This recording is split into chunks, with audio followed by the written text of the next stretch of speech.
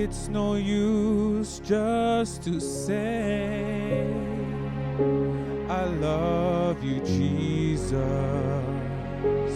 There must be action,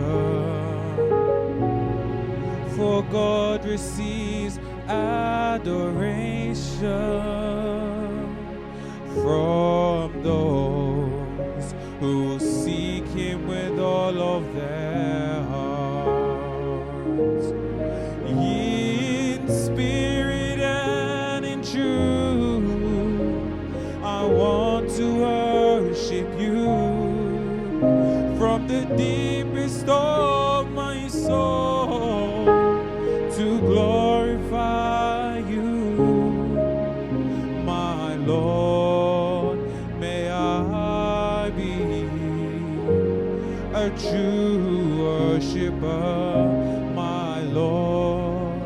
May I be a true worshiper, in spirit and in truth.